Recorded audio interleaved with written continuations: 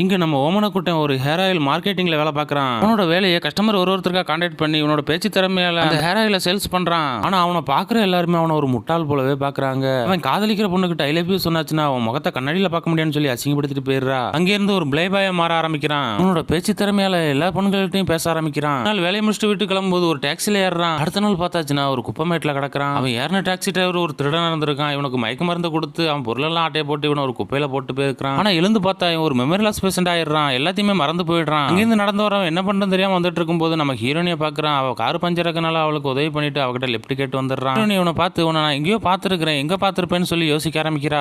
இவன் யாரும் தெரிஞ்சுக்கணுங்கிறக்காக நல்லா யோசிச்சு பாருங்க என்ன எங்க பாத்தீங்கன்னு சொல்லி கேட்கறான். ஆனா அவளோ எனக்கு இப்ப ஞாபகம் வரலன்னு சொல்லிட்டு அவனை இறக்கி விட்டு போயிடுறா. ஹீரோவோ அவளை ஃபாலோ பண்ணிக்கிட்டு அவ வீட்டுக்கே போயிடுறான். இவனை வீட்டுல பார்த்ததுமே ஹீரோனி ஒரு சீரியல் கொலைக்காரன்னு சொல்லி கத்த ஆரம்பிக்கிறா. அவளோட வாயையும் கையையும் கட்டி போட்டு இவனுக்கு நடந்ததெல்லாம் சொல்ல ஆரம்பிக்கிறான். நான் யாரும் தெரிஞ்சுக்கிறக்காக எனக்கு உதவி பண்ணுங்கன்னு சொல்லி கேட்கறான். ஹீரோனியோ எனக்கே பெரிய பிரச்சனை இருக்குது, இதுல நீ வேறேன்னு சொல்லிட்டு அங்க இருந்து கிளம்புறா. அதே சமயம் அங்க ஹீரோனியோட அப்பாவும் அவரோட முறப்பையனும் வந்துடுறாங்க.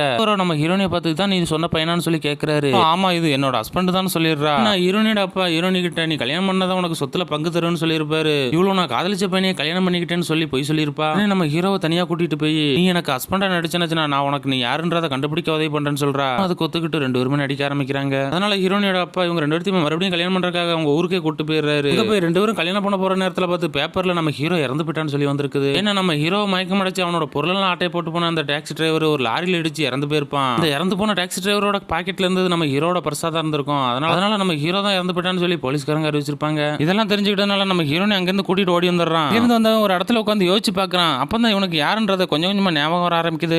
நம்ம ஹீரோனை ஒரு கட்டை எடுத்து இவன் தலையில அடிச்சிடறான். இவனுக்கு தலையில அடிப்பட்டதுனால தான் எல்லாத்தையும் மறந்துட்டான்னு சொல்லிட்டு மறுபடியும் தலையில அடிச்சாச்சுன்னா எல்லாம் ஞாபகம் வந்துடும் சொல்லி அடிச்சிருப்பா. இல்ல மயங்கி போனவன ஹாஸ்பிட்டல் கூட்டிட்டு போயிடுறா. இவனோட ரூம்மேட்டை பாக்குறான். ரூம்மேட் தான் இவன் வேலை செஞ்ச இடத்தையும் இவனோட பேரையும் சொல்றான். போய் இவனோட திங்ஸ் எல்லாம் செக் பண்ணி பார்த்தா இவன் தான் ஓமனக்குட்டன். இவன் ஒரு ஹேர் ஆயில் கம்பெனில வேலை செய்யறான்றதை தெரிஞ்சுக்கிறான். இதெல்லாம் அந்த ஹேர் ஆயில் கம்பெனில போய் தான் விசாரிக்கணும்னு சொல்லி அந்த ஹேர் ஆயில் கம்பெனிக்கே போய் பாக்குறான். அங்க போய் பார்த்தாச்சுன்னா போலீஸ்காரங்க அந்த ஹேர் ஆயில் கம்பெனியவே சீல் பண்ணிடுறாங்க. என்ன அது ஹேர் ஆயிலே கிடையாது, மக்களை ஏமாத்துறதுக்காக அது ஹேர் ஆயில்னு சொல்லி எல்லா மக்களையும் ஏமாத்திட்டு இருந்திருப்பான். கம்பெனி முதலாளி மேல பெரிய போர்ஜரி கேஸ் இருந்திருக்கும். இவன் நிறைய ஊர்ல நிறைய மக்களை ஏமாத்திட்டு வந்திருப்பான். இவன் இருக்கிற இடத்த தெரிஞ்சுக்கிற போலீஸ்காரங்களும் அவனை கைது பண்ணிட்டு அந்த கம்பெனிக்கு சீல் வச்சிடறாங்க.